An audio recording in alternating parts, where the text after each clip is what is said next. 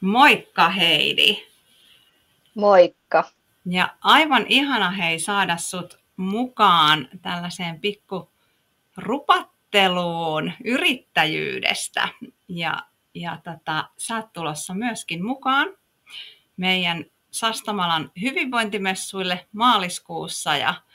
Ja nyt vähän mielenkiinnosta ennakkoon susta asioita. Ja ihana, kiitos tosi paljon kun tulit mukaan lähdetään. Kiitos sinulle. Joo, lähdetään heti täältä niin kuin syvään päätyyn niin sanotusti. Ja mä mielelläni kuulisin ja toivon, että moni muukin ehkä haluaa kuulla vähän sun taustaa yrittäjyyteen. Ja sä teet ilmeisesti muutakin tällä hetkellä työksessä, mutta mikä on semmoinen sun tausta ja nimenomaan sitä yrittäjyyttä kohti? Miten se matka alkoi? Kyllä. Ja tosiaan olet ihan oikeassa, että teen paljon muutakin. Eli tavallaan on sivutoiminen yrittäjä ja mulla on tällainen yritys kuin Aisa Coaching, joka tarjoaa yksilövalmennusta, uravalmennusta ja työyhteisövalmennuksia. Eli coachingista on kyse, mutta päätoiminen työ mulla on sote-alan esihenkilö, eli on nyt kohta jo 7 vuotta tehnyt sote-alan esihenkilötöitä. Ja oikeastaan mä lähdin 3 vuotta sitten kouluttautumaan ratkaisukeskeiseksi valmentajaksi. Se on se termi, mitä mä tykkään itse coachingista käyttää.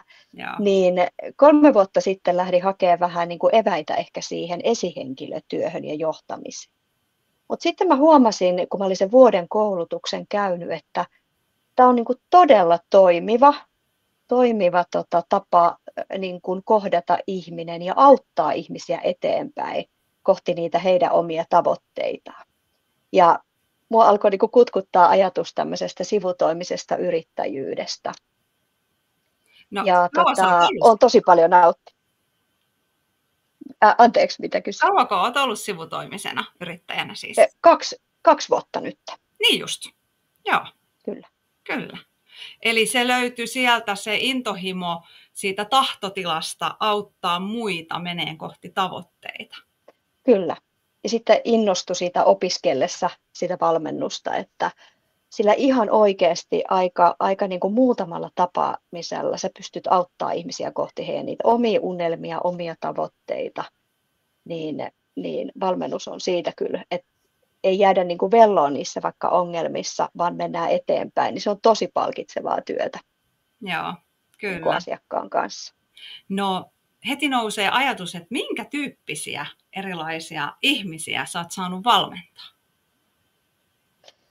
No oikeastaan aika laidasta laitaan on miehiä, naisia, eri ikäisiä ihmisiä, vähän eri elämäntilanteessa olevia, mutta aika paljon mun valmennettavat tulee nimenomaan työelämän kysymysten kanssa mun valmennettavaksi. Eli joko ihan tämmöistä niin kuin on saattanut jäädä vaikka työttömäksi ja sitten haluaa vähän semmoista pönkittää sitä omaa itsetuntoonsa ja löytää takaisin sitä omaa osaamista ja miettiä niitä omia voimavaroja ja saada ehkä vähän rohkaisuakin siihen, että mitä mä niin kuin tulevaisuudelta haluan, että mikä se uusi suunta on. Ja sitten voi olla myös niin kuin työelämässä jotain semmoisia asioita, mitä haluaa niin kuin ratkoa tai löytää. Että mikä on se ehkä mulle merkityksellinen työ. Et se on ehkä se yleisin. Joo. Niin ja onko kaikki välttämättä sitten niin kuin vaihtamassakaan työtä vai onko jopa sellaisia, jotka hakee just siihen työhön vielä itselleen niin kuin ehkä väylää ja tapaa vielä niin kuin erilaisesti tehdä sitä omaa työtä? Onko tällaisia vai onko ne aina yleensä, että ne hakee uutta, niin kuin uutta työtä? Oikeastaan molempia, että sä voit olla sen nykyisen työsi kanssa vähän solmussa. Joo. Ja sitten lähdetään niin kuin sitäkin. Mutta sitten tämä nykyinen työelämä vähän niin kuin itsekin on ehkä lähtenyt tuunaamaan sitä työelämää oman näköiseksi. Niin aika moni ihminen miettii sellaista, että lähtisinkö mä sivutoimiseksi yrittäjäksi tai olisiko mulla 2 palkkatyötä, koska nykyelämä mahdollistaa aika paljon erilaisia asioita ihmisille. Se on totta. Joo.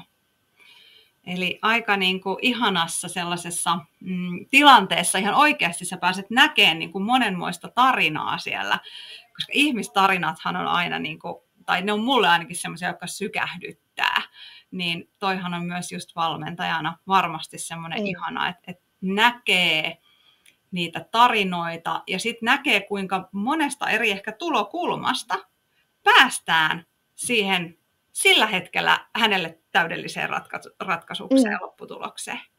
Kyllä. Joo. Kyllä. Mielenkiintoinen. Hei, onko sulla jotain omia arjen työkaluja? Nyt sellaisia, mitä sä ehkä käytät coachingissakin, niin käytätkö sä jotain tiettyä oman hyvinvoinnin tukemisessa? No, coachingissa käytetään erilaisia harjoitteita. Ja mä voisin semmoisen vinkata kaikille, että mä käytän itsekin aika montaa sellaista niin kuin havahduttaa omia ajatuksia. Hallinnan ympyrä on esimerkiksi semmoinen, se on aika semmoinen klassinen työyhteisövalmennuksen työkalukin, mutta tavallaan, että mihin mä suuntaan ajatukseni vaikka jossain asiassa, että onko se sellainen, mihin mä pystyn niin kuin itse vaikuttamaan, onko se semmoinen, että mihin mä en välttämättä, mistä mä en pysty päättämään, mutta vähän pystyn vaikuttamaan, vai onko se sellainen asia, mihin mä oikeasti pystyn vaikuttamaan. Tästä puhutaan hallinnan ympyräksi. Niin sitä voi ihan konkreettisesti miettiä tällaisen kehämallin avulla, että meidän kannattaa sitä energiaa suunnata just niihin asioihin, mihin me pystytään vaikuttamaan.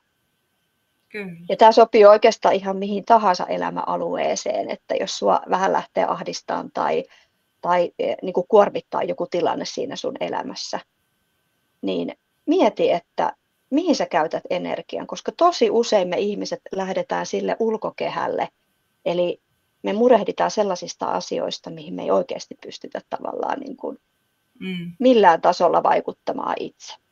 Kyllä. Et hallinnan ympyrä on esimerkki tämmöisestä työkalusta, mitä coachingissa käytetään. Mutta sitten tietysti yksi semmoinen hyvä vinkki niin kuin hyvinvoinnin perustana, niin miten mä itse elän, niin mä vaalin ehdottomasti mun unta. Et se on semmoinen, mitä mä huomaan, että moni niin kuin ruuhkavuosia elävä saattaa vähän laiminlyödä itseensä, mutta uni on sellainen asia, mikä oikeasti kokonaisvaltaisesti palauttaa meitä kaikesta kuormituksesta. Joo. Niin se on sellainen, mikä niin kuin mulle on tosi tärkeä ja mitä mä vaalin itseni kohdalla. Joo, ja ehkä just se, että mehän ollaan yksilöitä, että löytää jokainen sen oman, just ton tärkeimmän asian, mitä vaalii, ja pitää siitä kiinni. Että se on sellainen asia, mistä ei tingi omassa elämässään. Niin se on hyvä muistutus, että lähtee miettimään niitä omia tärkeitä asioita, että mitkä niitä on. Kyllä, se on totta. Ihana. Voi että semmoinen olo heti, että pitäisi päästä vähän coachaamaan ehkä itteeni sun kanssa. No niin. Koska mä näen niin kuin aina, että on niin paljon erilaisia työkaluja ja on erilaisia suuntauksia, valmentajia on paljon, hyvinvoinnin alallakin on tosi paljon erilaisia valmennussuuntausta ja erilaista työkalua mennä niitä kohti. Niin jotta löytää ne itselleen parhaimmat, niin mulle ainakin on tärkeää, että mä käyn vähän kokeilemaan ja tunnustelemaan, että mikä on se mun juttu, koska kaikki ei sovi välttämättä kaikille.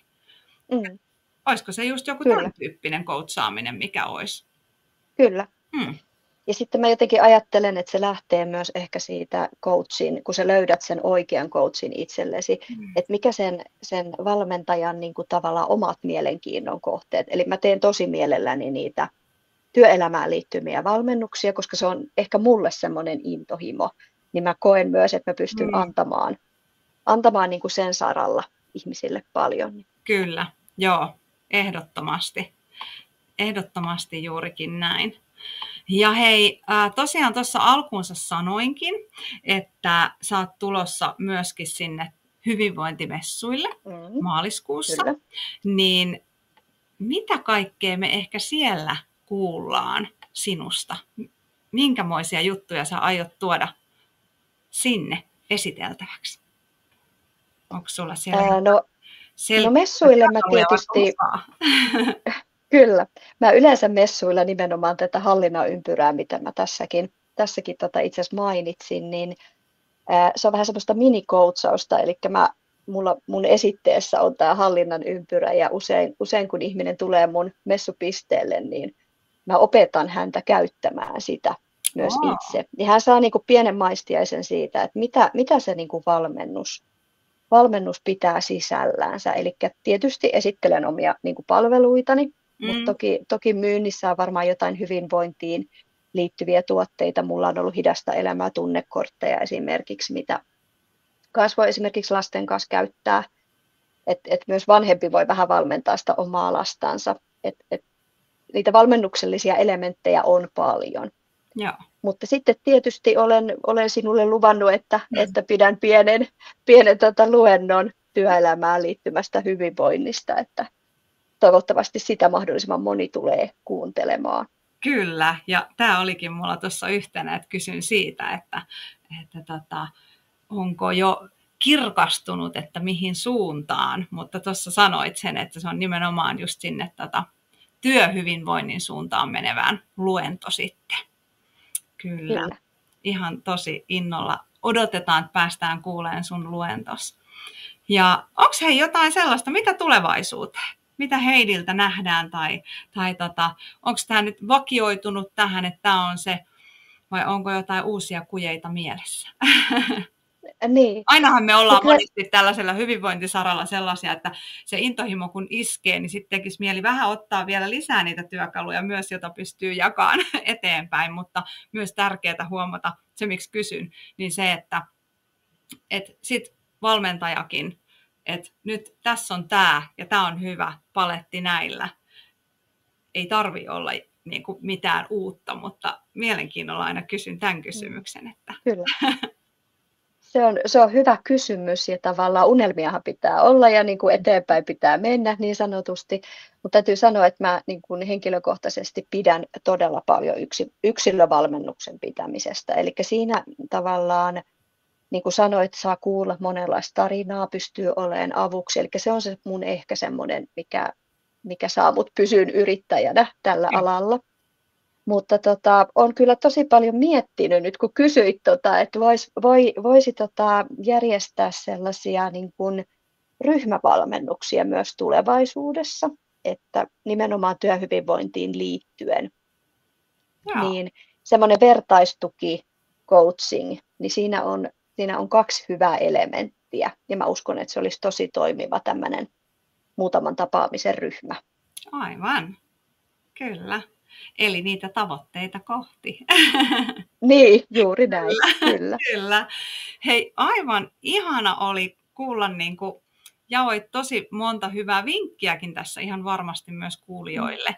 Ja sitten jaat niitä lisää tietysti vielä messuilla, ketkä siinä sitten piipahtaa sun äärellä juttelemassa. Mutta hei, aivan ihana, kiitos tästä lyhyestä keskustelusta sun kanssa ja me kaikki varmasti odotamme ihan äärimmäisen innolla sua sitten tapahtumassa ja varsinkin luentoa. Kiitos Satu ja ihanaa, että järjestätte. Joo, kiitoksia ja ihana teema. Olemme kuulolla ja palataan aiheeseen sitten maaliskuussa.